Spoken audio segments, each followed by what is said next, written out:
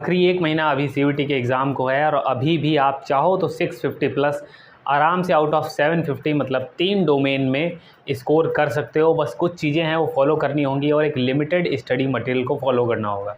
सबसे पहली चीज़ जो ये आपके डाउट मैंने अभी तक देखे कि भैया फिजिक्स, केमिस्ट्री, बायो और मैथमेटिक्स, अगर हम इनमें से 3 भी किसी को टारगेट करें तो हम कैसे मैनेज करें, मॉक टेस्ट और पीवाईक्यू कहाँ मिलेंगे, कौन सा स्टडी मटेरियल हम पढ़ें रिवीजन के लिए, और यूट्यूब या पेड बैच। अब लास्ट के एक मंथ में हम क्या करें, कोई क्रैश कोर्स ले लें या यूट्यूब पे ऑनलाइन सीरीज़ चल रही हैं वो देख लें। तो चलिए शुरू करते हैं बिना किसी देरी के। सबसे पहले मैं आपको बताऊंगा क्या अभी भी इस स्कोर को पाना पॉसिबल है। तो बिल्कुल पॉसिबल है। देखो, जिन भी स्टूडेंट के 300 से 400 मार्क्स आ रहे हैं उनका कहाँ पे लैग कर रहा है मैं आपको बता दूं, उनके कॉन्सेप्ट कमज़ोर हैं। बायो में बहुत सारे स्टूडेंट होते हैं जो full out of full score करते हैं, मतलब 250 में से 250 ला रहे हैं वो लोग। तो आपको उनसे भी टक्कर लेना है तो उसके लिए आपको क्या करना है, बार बार कॉन्सेप्ट को रिवाइज़ करना है। आप सबसे अच्छा जो स्टडी मटेरियल अभी तक मुझे लगा है वो ओसवाल का है। आपको लिंक नीचे दे दूंगा, उस पर आपको क्या मिल जाएगा, डिस्काउंट मिल जाएगा। अगर आप लास्ट एक मंथ में कहीं भी भटकना नहीं चाहते हैं तो आपको चाहिए एक सीक्वेंस वाइज में एनसीईआरटी बेस्ड जिसमें प्रीवियस ईयर क्वेश्चन हो और बहुत सारे और भी क्वेश्चन प्रैक्टिस करने को हो जो कि 2026 के पैटर्न पे बेस्ड हैं। तो आप कहीं भी अगर इधर उधर भागना नहीं चाहते हैं तो आप स्टडी मटेरियल ओसवाल का ले सकते हैं। लेकिन अगर आपकी तैयारी ठीक ठाक है और आपके कॉन्सेप्ट अच्छे हैं तब आपको इस वाले काम को करने की ज़रूरत है भैया, मॉक टेस्ट। मॉक टेस्ट लगभग कितने, लगभग 15 से 20 मॉक टेस्ट और प्रीवियस ईयर क्वेश्चन लगभग सारे 4 साल के। कहाँ मिलेंगे भैया, टेलीग्राम पे मिलेंगे। कितनी बार बता चुका हूँ, टेलीग्राम को लिंक आपको डिस्क्रिप्शन में दी है, उसको ज़रूर फॉलो कर लेना, वहाँ पे आपको सारे मिल जाएंगे। दूसरी चीज़, अब हम मैनेज कैसे करें भैया, आप कैसे पढ़ते थे, आप अपना वाला बताइए। देखो, मैं कभी भी तीनों सब्जेक्ट एक दिन में ट्राई नहीं करता था पढ़ने की, और ये मेरा तरीका था। मैं आपको बता दूं, मैं लेट नाइट पढ़ता था। सुबह 9 बजे उठा, 9 से 11 की शिफ्ट, फिर 11 से 1 वाले में कई बार 12 से 1 गैप लेता था, कई बार 11 से 12 ले लेता था। ठीक है, सुबह कोशिश करिए 3 घंटे आप निकालिए, फिर आप मिडिल में 2 घंटे निकालिए, फिर आप थोड़ा सोएंगे, फिर 4 से 8 ये गैप निकाल लीजिए। तो टोटल कितने हो गए, 4 घंटे ये इधर निकाल लिए, और मैं कह रहा हूँ 3 सुबह निकाल लीजिए, तो 7 घंटे हो गए। फिर आप नाइट शिफ्ट अगर दे रहे हैं तो मान लीजिए 10 से 1, 3 घंटे इधर निकाल सकते हैं। और 10 घंटे अगर आप नहीं पढ़ रहे हैं और आपकी तैयारी बहुत अच्छी नहीं है और 10 घंटे नहीं दे रहे हैं तो आप कहीं ना कहीं सिलेक्शन से दूर जा रहे हैं। क्योंकि चाहे वो मैथमेटिक्स के पीसीएम वाले स्टूडेंट हों, चाहे बीएससी मैथ को टारगेट करने वाले हों, चाहे बायो वाले हों, दोनों के लिए कंपटीशन बहुत ज़्यादा है। आपको अब कम से कम 10 से 11 घंटे डेली पढ़ना है। दूसरी चीज़, नॉनसेंस चीज़ों को छोड़ दीजिए। कहने का मतलब है, अगर आप मान लीजिए पढ़ रहे हैं 7-8 घंटे पढ़ रहे हैं, लेकिन उसके बाद आप सोशल मीडिया स्क्रॉल कर लेते हैं, रील स्क्रॉल कर लेते हैं, अपने माइंड में आपके 24 घंटे वो सारे कॉन्सेप्ट, चाहे आप फिजिक्स पढ़ रहे हो चाहे केमिस्ट्री पढ़ रहे हो, वो घूमने चाहिए। आपको 24/7 उस माहौल में रहना है। अगर आप माहौल में नहीं रहोगे चीज़ें भूलोगे। हमेशा बायो में 250 में से 250 जो जिस भी स्टूडेंट है, जैसे आप देखेंगे अभी एक इंटरव्यू अपलोड किया था एग्रीकल्चर में, उसके 625 स्कोर था। अब 625 स्कोर था और एक और भी स्टूडेंट था, उसका आप देखेंगे उसका फुल मार्क्स था, किसमें, बायो में 250 आउट ऑफ 250, और केमिस्ट्री में भी लगभग 200 प्लस था। तो आप सोचिए, बायो के बाद अगर बायो वाले बीएससी बायो वाले स्टूडेंट हैं तो बायो के बाद सबसे ज़्यादा स्कोरिंग उनका केमिस्ट्री है। केमिस्ट्री में बस 2 काम करने यार, ऑर्गेनिक केमिस्ट्री के लिए नेम रिएक्शन करो और एसिड बेसिक स्ट्रेंथ, ये चीज़ें कर लो। इसके लिए अब आपको 11th के कॉन्सेप्ट आने चाहिए। कौन सा, जनरल ऑर्गेनिक केमिस्ट्री। दूसरी चीज़, फिजिकल के लिए बहुत सिंपल है। अब देखिए ये सब कहाँ से होगा, अगर आपके कॉन्सेप्ट नहीं तैयार हैं वो कहाँ से पढ़ने हैं, मैं आपको बता दूं।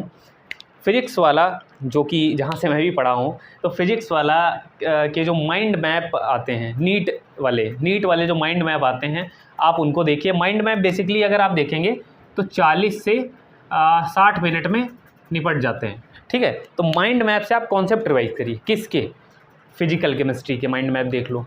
अगर आपको इनऑर्गेनिक या इनऑर्गेनिक और ऑर्गेनिक के लेक्चर देख रहे हैं तो आप सीयूईटी के पुराने लेक्चर देखेंगे, या फिर एक फ्री बैच अभी कल उसकी शायद लॉन्चिंग हुई है, आप उसको पूरा फॉलो कर लो। मैं बता रहा हूँ पीडब्ल्यू के बैचेस इतने ट्रस्टेबल होते हैं, ये कोई प्रचार नहीं कर रहा हूँ, लेकिन क्योंकि मैं खुद पढ़ा हूँ यार, मैं खुद क्लास 12th में लक्ष्य बैच से था, इसलिए आप समझ सकते हैं मेरी प्रिपरेशन बहुत अच्छी थी क्योंकि नीट लेवल की थी। क्योंकि वो जितना बोलते हैं ना उससे ज़्यादा करते हैं, ये चीज़ मैंने देखी है, हार्ड वर्किंग होते हैं वहाँ के टीचर्स। और तो मैंने क्या बोला आपको, उस सीरीज़ को अगर आप फॉलो कर लेते हैं, physics, chemistry, bio, maths seriously follow करो। नोट्स अगर बनवा रहे हैं तो नोट्स बनाओ, क्वेश्चन पे डायरेक्ट मत टूटो। अगर आपके कॉन्सेप्ट वीक हैं तो डायरेक्ट क्वेश्चन पे जाओगे, ज़रूरी नहीं वो क्वेश्चन यार एग्जाम में आ जाए, पर वो कॉन्सेप्ट अगर आपने सॉल्यूशन के सारे कॉन्सेप्ट पढ़ लिए हैं तो उसके 2-3 कॉन्सेप्ट से क्वेश्चन आने ही आने हैं। सॉल्यूशन चैप्टर से 4-5 क्वेश्चन आने ही आने हैं। 50 क्वेश्चन आते हैं जिसमें से 10 चैप्टर हैं, पर चैप्टर कितने क्वेश्चन आ रहे हैं? 5। तो आपको ये चीज़ समझनी पड़ेगी कि concept is very important. Don't direct आप किस पे क्वेश्चन पे मत कूदिए। जैसे ही जिनके भी कॉन्सेप्ट स्ट्रांग हो चुके हैं वो मॉक टेस्ट और प्रीवियस ईयर क्वेश्चन लगाएं। अगर आपके मॉक टेस्ट में और प्रीवियस ईयर क्वेश्चन अगर इजीली हो जा रहे हैं तो इसका मतलब आपकी तैयारी अच्छी है, आपको डरना नहीं है, कॉन्फिडेंस को बनाए रखना है। क्योंकि अगर आप कॉन्फिडेंस को वीक करेंगे और एग्ज़ाम में, देखिए एग्ज़ाम की भी आपको रियलिटी थोड़ा बता देता हूँ। हर एग्ज़ाम की जो भी कोई एग्ज़ाम होते हैं, जैसे CUET PG का देखा तो उसका भी आइडिया मुझे लगा। जब मैंने CUET UG का एग्ज़ाम दिया तो मैंने एक चीज़ देखी, मेरे टाइम पे तो 50 क्वेश्चन आते थे, 40 अटेम्प्ट करने थे, तो एक चीज़ थोड़ा आराम मिल जाती थी क्योंकि हम लोग एलिमिनेशन में हमेशा से थोड़े अच्छे थे। और टीचर्स भी ऐसे मिले जिन्होंने बताया पेपर को अटेम्प्ट कैसे किया जाता है। पुरानी वीडियोज़ में भी बता चुका हूँ। CBT मोड अगर जानना है तो ये वाली डिस्क्रिप्शन में वीडियो देख लें।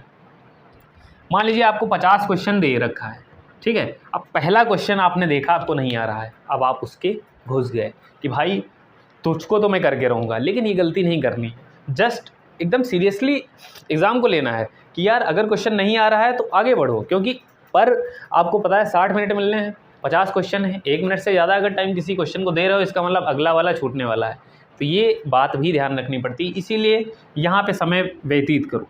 टाइमर लगाओ। अगर मान लीजिए आपको PDF फॉर्म में मिला है तो आप 1 घंटे का टाइमर लगाइए, सॉल्व करके देखिए, हो जा रहा है तो बहुत बढ़िया, ठीक है। वरना आप कंप्यूटर वाले भी प्रैक्टिस करिए। दूसरी चीज़ मैंने आपको क्या बोला, 2 राउंड में हमेशा पेपर को अटेम्प्ट किया जाता है। 50 में से 30 क्वेश्चन ऐसे होते हैं जो डुएबल होते हैं, जो हमेशा ईजी क्वेश्चन आते हैं। पहले राउंड में उन 30 को आपको लपेट लेना है। उसके बाद आपको जितना भी टाइम मिलेगा, मान लीजिए 20 मिनट बच रहा है, 40 मिनट में आपने 30 क्वेश्चन कर लिए, श्योर शॉर्ट एकदम करेक्ट वाले ईजी क्वेश्चन। उसके बाद जब आपके 20 क्वेश्चन बच रहे हैं, आपके पास 20 मिनट हैं, उसमें से आप अगर अच्छे से सिंसियरली आपने अच्छे से कॉन्सेप्ट पढ़े हैं तो आप उसमें से भी लगभग कितने 10 से 12 या 15 क्वेश्चन अटेम्प्ट कर लेंगे। एक और चीज़ मैं आपको बता देता हूँ, क्योंकि कट ऑफ ज़्यादा जाती है तो कभी ऐसा मत करना कि भाई 50 में से 30 क्वेश्चन आ रहे हैं तो 30 ही क्वेश्चन कर दिए, अब 20 मैंने छोड़ दिए। अब अगर आपने 30 छोड़ दिए तो आपके मार्क्स कितने बन रहे हैं? 150। तो आप कंपटीशन में वहीं से बाहर हो गए। तो कभी भी ऐसे एग्ज़ाम में जहाँ की कट ऑफ हाई जा रही है और आपने कम क्वेश्चन अटेम्प्ट किए हैं तो कोई मतलब नहीं है। आप एक क्वेश्चन अगर सही करते हो तो +5 और गलत करते हो तो -1। आपके कॉन्सेप्ट अच्छे हैं। अगर आपको लग रहा है कि यार A और B में से ऑप्शन हो सकता है तो तुक्का मार दो मेरे भाई। इसलिए कह रहा हूँ क्योंकि आपने अगर 5 क्वेश्चन में से अगर एक भी सही कर लिया तो +1 का फ़ायदा हो रहा है, ठीक है। अगर मान लीजिए आपने उसमें से 2 सही कर लिए तो -3 और प्लस कितने होंगे? 7। ये चीज़ है, ऐसे देखी जाती हैं चीज़ें। आप ओवरऑल बेनिफिट देखो कहाँ से चीज़ें उठानी है। यूट्यूब पे सबसे रेलेवेंट कौन है? फिजिक्स वाला। पेड बैचेस के लिए यार मैं इसलिए नहीं बोलूँगा आपको, पेड बैचेस तब लो जब आपसे यहाँ पे कंसिस्टेंसी नहीं होती हो। अगर आप यहाँ पे टिक नहीं पा रहे हो तो पेड बैचेस में चले जाओ।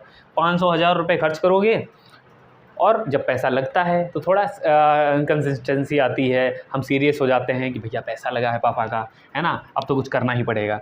तो ये चीज़ें हैं। अगर आप कंसिस्टेंस हैं तो यूट्यूब पे भैया सफिशिएंट मटेरियल है। बाकी मैं आपको ये चीज़ें प्रोवाइड करा दूंगा, फॉलो कर लेना। बाकी कुछ डाउट हो, टाइम टेबल वगैरह अगर आपको डिटेल में जानना हो तो कमेंट करना, उस पर भी वीडियो बनाएंगे। मिलते हैं नेक्स्ट वीडियो।